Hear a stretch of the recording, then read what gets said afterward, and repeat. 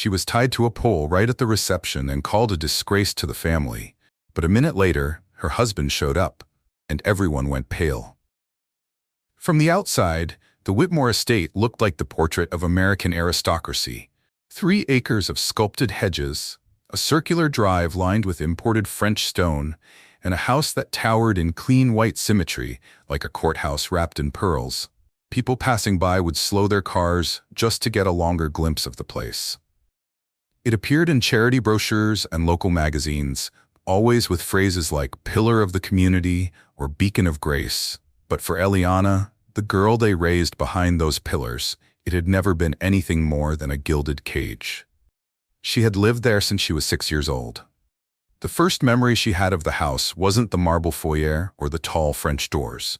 It was the silence, not the kind of silence filled with warmth or safety, but the kind that wrapped around her like a verdict, wordless but heavy, that told her she did not belong. The Whitmores didn't beat her, they didn't scream, they didn't lock her away.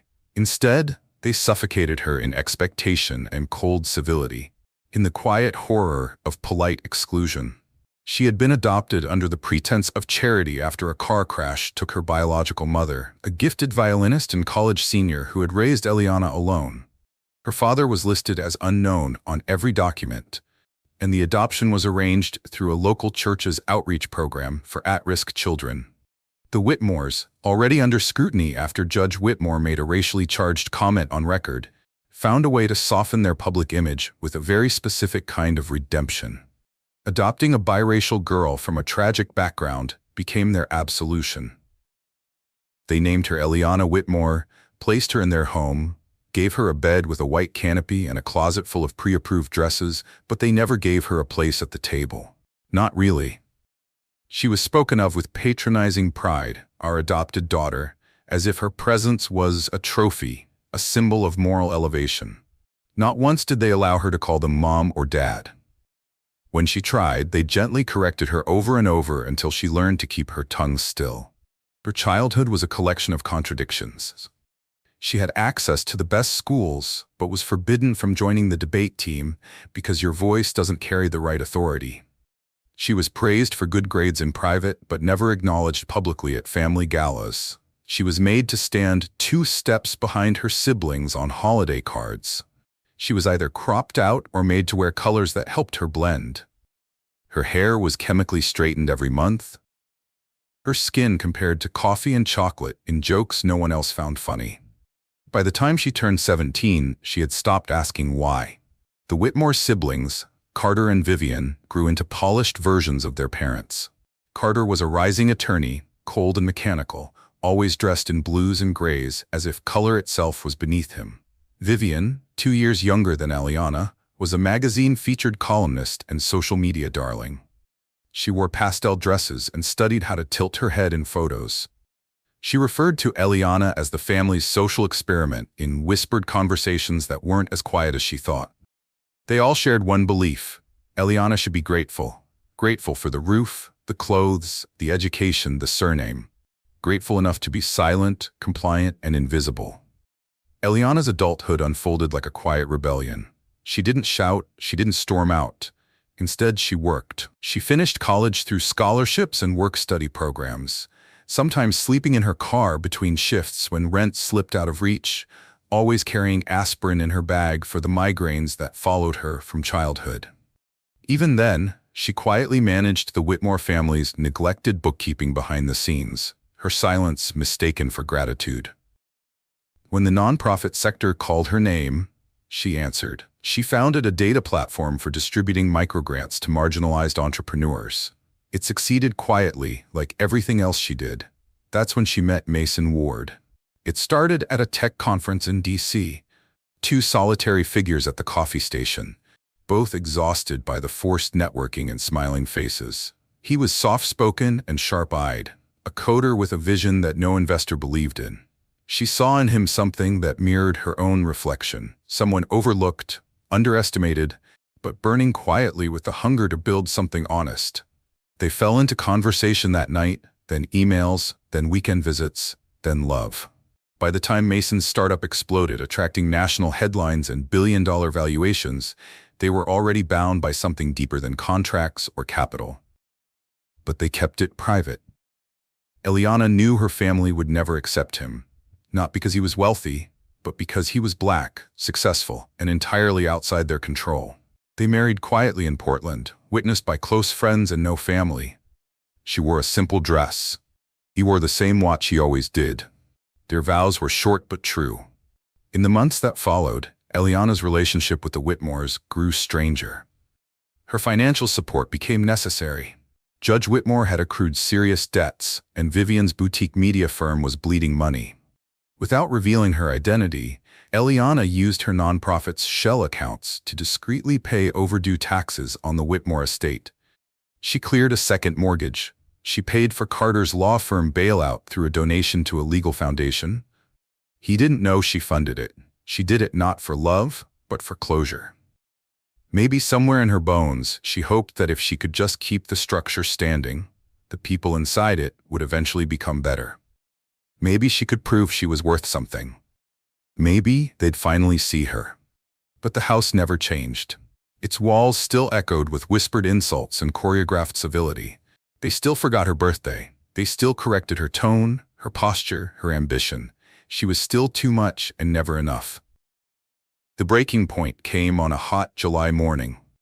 She had just returned from a site visit to a shelter renovation project and found an envelope on her bed. It was an invitation to a Whitmore Foundation garden gala, celebrating a legacy of giving. Her name wasn't on the event materials, but she had organized every logistical detail. She brought it up at dinner. Judge Whitmore glanced over his wine. "Why would your name be there? You're not a trustee." "But I created the partnerships. The fund exists because we allowed you to operate under our name," Vivian said sweetly, cutting her chicken. "That's a privilege, not a right." Eliana didn't respond. She stood, excused herself, and went back to her room. That night, she lay awake for hours. Mason texted her. "Still want to go through with this?" She stared at the screen for a long time, then replied, "Yes. Let them show their true faces." The gala was scheduled for the following weekend, an exclusive affair with catered cuisine, string quartets, and a guest list pulled from the governor's Rolodex. The Whitmores rehearsed speeches. Vivian coordinated photographers. Carter reviewed legal disclaimers. To ensure no unwanted stories would surface, Eliana was handed a beige server's uniform, not a dress, not a name tag, just an outfit designed to match the tablecloths. She put it on quietly. Mason booked a flight. She waited, and the house, unaware of the storm approaching, glittered on the surface. Marble, music, champagne and all. But underneath, something old was breaking, something patient, something deep, and once it snapped, it would change everything. Eliana didn't sleep that night either, but this time she wasn't tired. She was ready. The morning of the gala dawned with heat already pressing against the windows, thick and suffocating like a warning. Eliana rose early, not because she had things to do, though she always did, but because sleep had evaded her entirely. She watched the sky lighten from indigo to pale gold through the slats of the blinds and sat silently on the edge of her bed, still in the server's uniform she'd been handed the day before. It lay across her lap like a costume from a play. She no longer wished to be part of downstairs. The estate came alive with hurried steps and the soft hum of hired staff setting tables and arranging centerpieces. White tents were raised along the edge of the lawn, their corners flapping gently in the breeze. Crystal glasses sparkled in the sunlight. Rows of designer chairs framed a circular platform built beside the garden's fountain. There, guests would toast to a legacy of giving, unaware that the only reason the property still stood was the quiet intervention of the woman now being told to stay invisible. Eliana moved through the kitchen, ignored by everyone but the pastry chef, who gave her a curt nod and returned to arranging macarons. She found her assigned position on a chart pinned to the fridge. Station 4. Wine service, rear patio. The chart didn't list names, only roles, just as the Whitmores preferred. They never liked their help too visible. By early afternoon, the first guests began to arrive. Luxury sedans pulled up in sequence. Women in pastels and men in summer suits filtered through the gate, air-kissing, adjusting jewelry, laughing in the low, practiced tones of those accustomed to power. Eliana took her place near the edge of the patio, hands folded neatly, waiting for her signal. She saw Carter first, holding court near the entry with two city councilmen. He gestured with the ease of someone who'd grown up knowing the world would listen. Vivian followed, wearing an off-white gown with embroidered lilies and a delicate pearl headband that made her look like a bridal magazine cover. She carried a glass of champagne and wore a smile so polished it might have been carved. Their parents flanked them, the judge in a pale linen suit, his wife in a pale blue sheath dress, diamonds winking from her throat. There were speeches, toasts, photographers. Every word spoken from the stage was a careful performance. How the Whitmore family had served the community for generations. How they had opened their hearts and home to those in need. How their legacy was rooted in empathy and leadership. The audience applauded, sipped their drinks, and never once looked in Eliana's direction. She moved quietly between tables, refilling glasses, avoiding eye contact. A few guests mistook her for a caterer and murmured orders at her without even turning their heads. One man smiled at her and said, "Didn't expect the help to look so exotic tonight." She didn't respond. She'd spent years learning that her silence was their comfort. The sun began to lower, casting a golden glow across the property, softening its sharp edges. It was then, as Eliana was reaching for an empty flute, that she heard the unmistakable sound of breaking glass. A stemmed wine glass had slipped from a guest's hand, shattering on the flagstones. Eliana instinctively knelt to pick up the pieces. The woman, embarrassed, waved her off. "Don't worry, she's used to cleaning up after others," Vivian called from behind her, voice bright with mock sisterly affection. The laughter that followed was small, tight, and unmistakably cruel. Eliana stood slowly, glass slivers in her hand, blood beginning to bead at the corner of her palm. Her face remained still. She turned and walked toward the catering tent. Inside, she rinsed her hand under cold water and wrapped it in a paper towel, ignoring the stares. It was only a moment later that the real breaking point came. Back outside, the judge, perhaps emboldened by a drink or by the laughter of the crowd, raised his hand for attention. He gestured for Eliana to come forward. "We'd like to do something symbolic," he announced with a smirk. "A gesture of reflection on the history we all share, the burden others have carried for us." There was a pause, just long enough to let the suggestion settle. "What do you say, Eliana? Up for a little performance?" Before she could answer, two hired event assistants, young, unaware, obedient, took gentle hold of her arms. "We'll make it quick," one of them said, as though that mattered. They led her toward the fountain, where a wooden column stood, part of a decorative installation meant to mimic historic architecture. Eliana knew it had no purpose other than appearance, but now it had been repurposed as a stage of shame.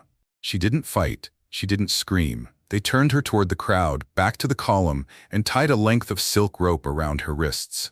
Her bare arms gleamed in the dying light. Her dress, the beige server's uniform, hung limp and unflattering. She stood there, straight-backed and silent, as a murmur of amusement ran through the audience. Laughter flickered again. A few camera phones raised, not in cruelty, they would claim later, but just for the moment. Vivian giggled, sipping her drink. Carter rolled his eyes and muttered something to a man beside him about always needing the last word. The judge raised his glass. "A reminder," he said, "of how far we've come." More laughter. But Eliana didn't flinch. She locked her gaze on the horizon. She felt the rope against her skin, smelled the sweat rising from her collarbone, tasted metal at the back of her tongue. Every part of her was pulsing with humiliation, but she would not let them see it. She had given them years. She had paid their bills, saved their legacy, and hidden her pain behind perfect posture and careful smiles. And in return they gave her this, an exhibit, an object, a lesson to be paraded in front of the powerful.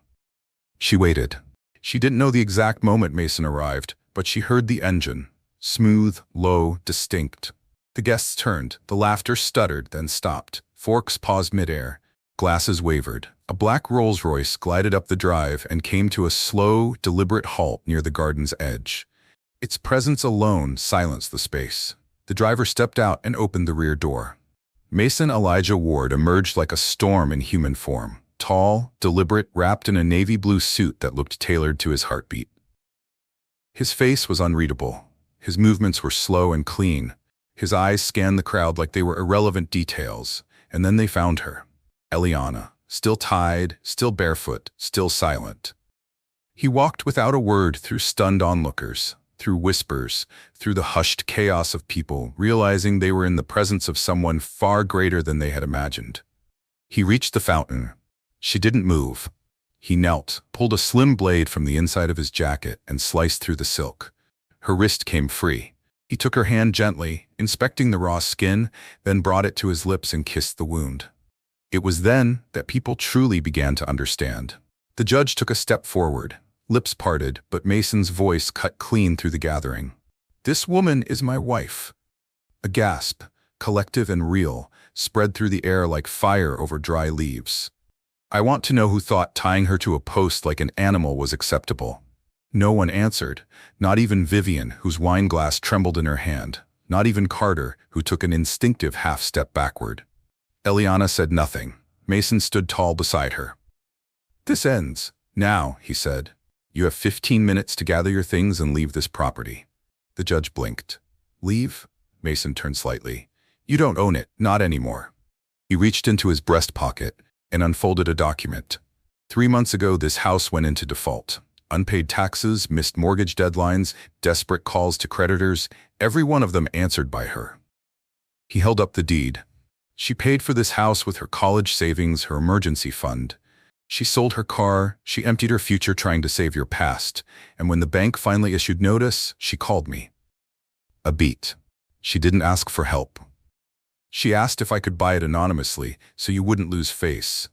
He handed the deed to the judge, whose hands shook as he unfolded it. "Take a look. You signed it."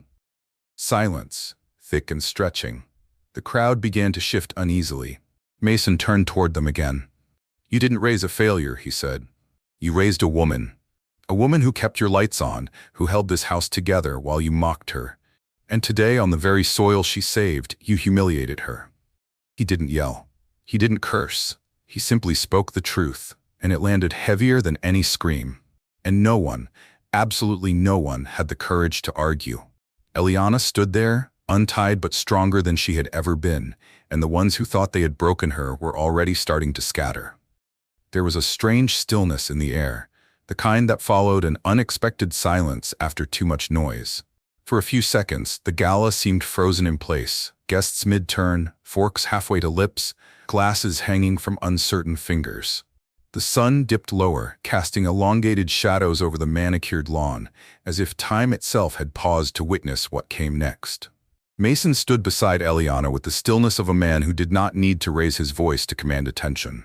His presence was like gravity, undeniable and quietly forceful. The navy suit he wore fit his body like a second skin. His hands were steady as he handed the deed to the man who had called himself Eliana's father for over 2 decades, Judge Whitmore. Once so imposing in courtrooms and campaign photos, now he looked like a man crumbling under the weight of something he could neither dismiss nor deny. He unfolded the paper slowly, as though he hoped it might say something different each time he blinked. But there it was, his signature, his address, the official stamp of sale transferred to a holding company that he had assumed was a nameless investor, a lifeline in the midst of foreclosure, a favor, a miracle, a trap. His lips parted, but no sound came out. Beside him, his wife reached for the paper, scanning the text with growing alarm, her mouth twitching with disbelief. Then she looked up, wide-eyed, searching for something to cling to. "You tricked us," she said, her voice barely above a whisper. "You tricked us." Eliana's voice finally broke through the tension, low and steady, her throat raw but firm. "No, I saved you." She looked directly at her mother, the woman who had taught her how to sit straight but never how to stand tall. "And you taught me to bow." That sentence alone might have knocked the wind out of the room. No one dared speak. Even the guests who had chuckled moments ago now stood stiff and silent, their expressions twisting in discomfort as if realizing too late that the performance they had laughed at had been someone else's crucifixion. Mason took a step forward, not toward the judge or his wife, but toward the rest of the crowd. His gaze moved from face to face, calm and deliberate. "Let's make one thing clear," he said, his voice cool and quiet but carrying like thunder on a still night. This woman gave up everything to protect people who never protected her. She poured her savings, her energy, her future into saving this house, not for recognition, not for thanks, but because she thought, maybe, just maybe, family meant something. He let the words settle, then continued. When the foreclosure notice came, she didn't come to me in desperation. She came with a plan. She asked me to buy the house without using my name. It wasn't the cold, performative quiet of resentment and decorum. It was something warmer, fuller, something that allowed breath to move freely through the lungs without fear of consequence. Eliana stood at the threshold of the back patio, her hands still gently entwined with Mason's. The remnants of the evening, folded chairs, half-filled glasses, forgotten shawls, lay strewn like discarded pieces of an old play. No one wanted to perform again. The fountain, once the centerpiece of the family's precious garden, still murmured softly, its water sparkling in the low lights that flickered against the twilight sky. The wooden column she had been tied to stood crooked now, its silk rope coiled loosely at its base, looking strangely ordinary without the spectacle. Mason moved toward it. Without a word, he bent down, picked up the rope, examined it for a moment, then carried it to the trash bin near the gate and dropped it in. There was no ceremony, no anger in his movement, only quiet finality. Eliana watched him, her arms crossed lightly over her chest. Not in defense, but in contemplation. She had imagined this moment once before, but never like this. She had thought freedom would feel loud and triumphant, that vindication would come with applause or some cathartic scream. But what she felt instead was stillness. Not the stillness of being ignored or pushed aside, but the kind that follows the end of a long, brutal storm. A pause to breathe. A moment to just exist. Mason returned to her side and placed a hand gently on her lower back. "You could sell this place," he said after a pause. "We could go anywhere, Paris, Seattle, buy land in Vermont and build something from scratch." She smiled faintly, the corners of her mouth lifting with something close to real amusement. "You know I hate snow." He chuckled softly, leaning into her shoulder. "Then forget Vermont." They sat together on the stone bench beneath the patio pergola, bathed in the golden leftovers of the sunset. Eliana tilted her head toward the sky, the warmth on her skin feeling different now, less like something she had to endure and more like something she could savor. For the first time in years, she wasn't bracing for an insult. She wasn't calculating how to speak, where to sit, what tone to use to be taken seriously. She was just here, and she was allowed to be. "Do you remember when we met?" she asked suddenly, her voice quiet, reflective. Mason nodded, a fond smile curling at his lips. "Of course. You were working 2 jobs, finishing night school, still managing to file your father's taxes and make sure your mother took her meds. And you were living above a bookstore," she said, grinning now, "trying to build a startup that no one believed in. You were the only one who did." She turned to look at him fully. "I didn't see a billionaire when I met you," she said. "I saw someone who listened. Someone who looked me in the eye and didn't see an obligation. I saw someone who didn't ask me to be small." He took her hand again and held it gently between his own. Neither spoke for a while after that.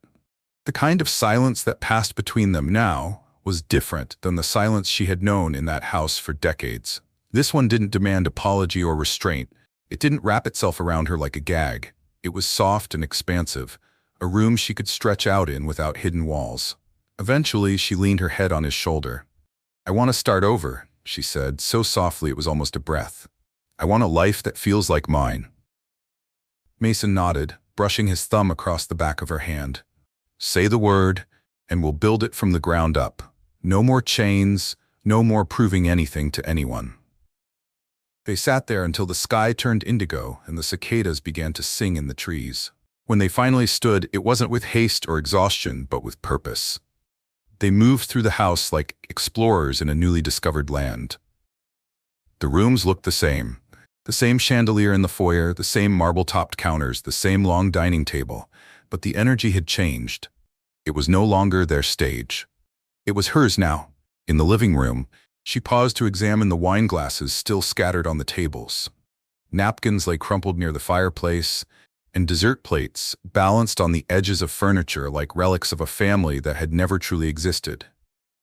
She walked over and lifted one of the framed photographs from the mantel.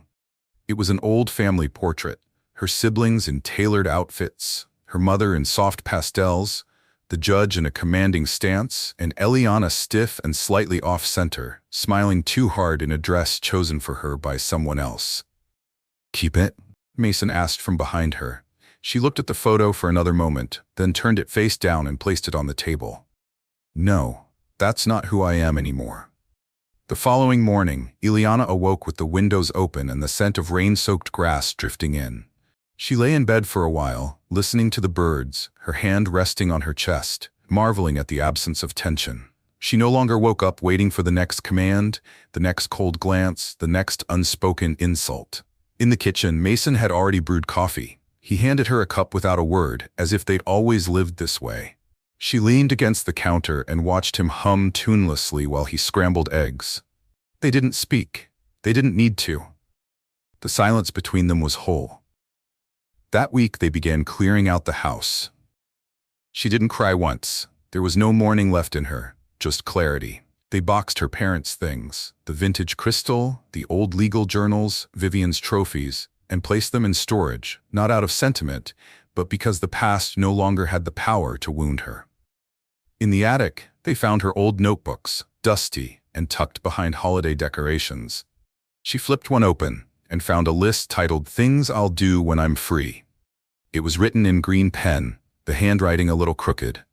Mason leaned over her shoulder and read it silently. "Learn to paint the sunset," he read aloud, a smile growing on his face. "I didn't say they were big dreams," she said with a laugh. "Just mine." "Then let's go buy you some paints." They turned the old study into an art room. Mason built shelves. She filled them with brushes, canvases, jars of color she hadn't let herself touch in years. The first thing she painted wasn't a sunset. It was the view from the back patio, with the column gone, the garden peaceful, the sky open. They started having dinners at the long oak table that had once been the site of cold glances and biting remarks. Now it held candles, bread, soft music, and conversations that never turned cruel. They laughed, not because everything was perfect, but because it was finally real. One night Mason came home and placed a small key in her hand. "I bought a cabin," he said. "Lakeview. No neighbors, just trees, stars, and us, for when this place feels too heavy." She looked at the key for a long time. "You're not trying to run away from this, are you?" "No," he said gently. "I just want you to know, you have choices now, not chains." That night she stood on the back porch and stared out at the yard. It no longer looked like the scene of a crime. It looked like soil. And for the first time she saw it not as the place she had survived, but as the ground on which she could begin. A few months later, a letter arrived in the mail, an invitation to Vivian's engagement party. Her name was misspelled. The envelope was addressed to Miss E. Kingsley. Mason opened it, raised an eyebrow, and handed it to her without a word. She smiled. "I'm not going," he tilted his head. "Then what?" She walked to her desk and pulled out a photo, the one of her and Mason at the Global Innovation Conference, arms around each other, both grinning as he accepted the award. She signed the back with a silver pen.